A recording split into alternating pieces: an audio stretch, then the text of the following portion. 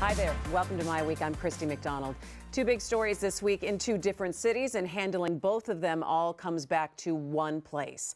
The water crisis in Flint, as the state works overtime to try to get bottled water to every home. Now they have to deal with a new health problem. And in Detroit, teachers staged sick outs for 2 days, closing dozens of schools, complaining of bad conditions and railing against state management. Flint, Detroit, what happens next in both of these places all comes back to the state and Governor Snyder. We have analysis of both tonight, plus a quick look at the best from the North American International Auto Show for you. But let's get you caught up first with Flint. The National Guard is now in Flint, 7 members helping pass out water to residents. 32 more guardsmen and women will be in Flint by Friday. Michigan State Police, along with Red Cross volunteers, are going door to door delivering water and filters. They plan on doing this until the whole city has been covered. How long that will take is anyone's guess. Governor Snyder has had to answer to criticism that his office did not move quickly enough on this crisis. There are also questions surrounding the Environmental Protection Agency's role in this and their response. To add to the mess, late Wednesday afternoon, the governor announced unusually high levels of Legionnaire's disease has been detected in Flint in the time since the water came from the Flint River. What is next? With FEMA involved, the National Guard, is it enough? How will everything that has happened change the governor's agenda going forward? Let's bring in Nolan Finley of the Detroit News, Stephen Henderson of the Detroit Free Press. Guys, it has been quite a week again as we continue to plow through what is happening in Flint. Nolan, let me start off with you and your assessment of what has happened in this past week. Well, I mean, it seems as if the administration has finally woke up to the fact that this isn't going to go away. And so you saw the governor this week forming the task force, putting in the National Guard, announcing himself that the Legionnaires outbreak, there's been a spike of Legionnaires outbreak in Flint. It seems like he is now trying to get on top of this after being strangely sort of behind it for such a long time. And I think, you know, this is escalating. This is really getting out of his control. Do you think it's getting out of his control, first off? Well, I mean, it's been out of his control for some time. And the problem for him is twofold. One is the slow response of his administration to deal with this and to act with some urgency. But also, when you hear the governor talk about this, when you see him answering questions, the way he is intoning about this is completely without emotion, and it seems to be without empathy. I mean, he is coming across as entirely wooden in the way he's dealing with this. Can you just say that maybe that's just his personality? Well, that's just the way he communicates? I don't know. I don't know what it is, but you know, when you think about the level of tragedy here, of public health disaster, it's really hard. It's really hard to understand how somebody whose job it is to fix it, to deal with it, doesn't get emotional. And I think people have a right to expect that politicians feel something in these instances, and that feeling would be reflected in the urgency of their action. He's got problems on both ends of that, in the fact that they've moved too slow and that he has seemed annoyed almost by the constant questioning. He's talked a lot about process. We have not seen photos of him in Flint with people in Flint who are suffering through this. There is no connection between him and the human side of this crisis, which I don't understand, and I think that will drive the problems that he has with this as much as the action itself. Even if that's not his personality, Nolan, do you think that the people surrounding him and advising him, do they see that and say, you need to change how you're responding to this on a personal level? Or if all of a sudden now you saw Governor Snyder in Flint 5 days from now, would that be just, he would be yelled at for being disingenuous? You should have seen him there 5 weeks ago. I don't think he's been served well by the people around him. So I wouldn't count on the people around him to, fix this for him. It appears as if he's taking the approach that this is just another problem to solve, so he can do it deliberately. I mean, yesterday when he was talking about the budget, he said, well, maybe it's going to be in this year's budget, maybe it's going to be in next year's budget. No, it's got to be in today's budget. The money to fix this problem has got to be there now. I mean, you look at Katrina, the comparable example, when Bush went down there and blew it right off the start. What happened then? For the next 2 years, all he could do was write checks. He couldn't write fat enough checks, to make up for that initial screw up or that initial blowing it off. And I think that's going to be the same situation Snyder's going to find himself in. Do you think that's going to be the same situation in terms of trying to double down to make up for a lack of movement? I don't see any effort to pivot in that direction. I mean, there's nothing that says to me he's even aware that should be the way you deal with this. He did say they're going to use the surplus maybe.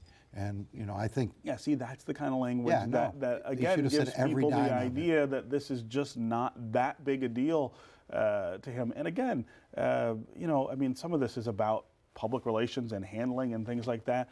But, if you're Rick Snyder, I don't think a day can pass without a photo of you in Flint with the people of Flint, right? At a community center, at people's homes, maybe help to pass out some of this water. They call out the National Guard. At first, they can only, muster 9 people at first to do it. They're going to have more. Why aren't you there? Why aren't you there with your staff helping to, knock doors and make sure people have water? An appearance of urgency. That's right. And this is the, just from a political sort of analysis standpoint, this is where someone like Jennifer Granholm, the former governor, who was pretty ineffective at running government, at passing legislation, this was where she always won issues, was on the ground, connecting with people, showing that she cared and was willing to do what was necessary. I think we would have seen a really different kind of response. This may have, the same kind of screw up could have happened in any administration, I think, but the response would have been different with somebody like Jennifer Granholm in the office. We have to show it, but you also have to back it up. Situation with those DHS kids, with the foster kids, waited way too long to respond. Let that thing just go. But the way she talked about it, the way she responded was human. It was human, and that makes up a lot for even a lack of urgency. A lack of urgency aside, I want to talk a little bit about still some of the details surrounding how this all happened and how this all came to be and some of the decisions that were made. Nolan, we've heard a little bit more about the Environmental Protection Agency talking this week that they were monitoring things in Flint, and they were talking with the DEQ and trying to get their point across with them, but they kind of took more of a hands-off case. I mean, are we going to learn more about that soon? I assume we're going to learn more about everything. We don't know yet enough about what happened. I'm not sure even the governor knows yet all that happened.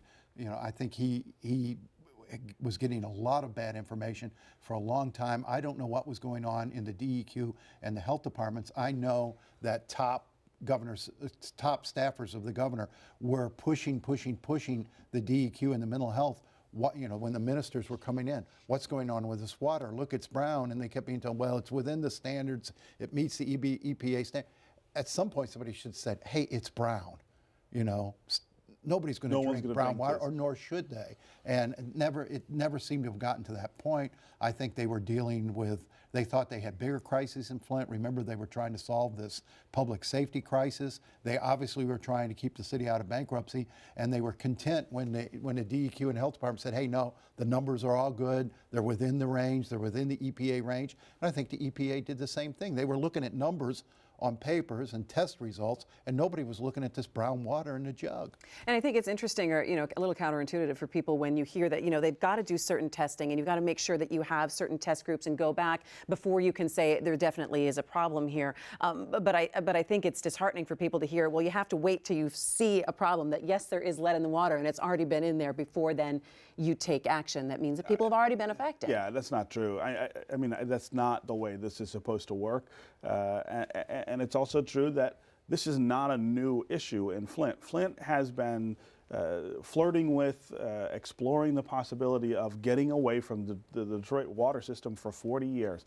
And the discussions about where else they would draw water for the people there are that old. And they have been about the pollution in the Flint River and the fact that that's not an adequate water source. But they have been drawing water out of there. Well, but it's treated and it's mixed in with other water. They don't draw exclusively from it. Absolutely, but they have been drawing for, as far as time goes back, they've been drawing water from the Flint River. It's got to be treated with those anti-corrosive chemicals. And so the idea that somebody didn't know that this had to be done when they finally made the switch to just drawing from the Flint River, is absurd. I mean, that's not possible. They did know. Everyone in the water and sewage community knew, and so the question is, who decided that it didn't need to be done, and then who signed off? Well, they were almost fiercely opposed to putting it in. It seems like it became a very stubborn thing, a very personal thing. People didn't want to be told you're wrong.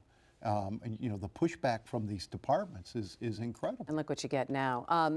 Talk to me a little bit about what you think the State of the State address is going to be from the governor, and what would you like to hear from him in terms of addressing this? Well, I mean, again, I think he's got to intone in a way that expresses some emotion on this. I think everybody is waiting to see him reflect some of the things that the rest of us are feeling about this, the frustration and the anger, just even the sadness about the people who were affected by this.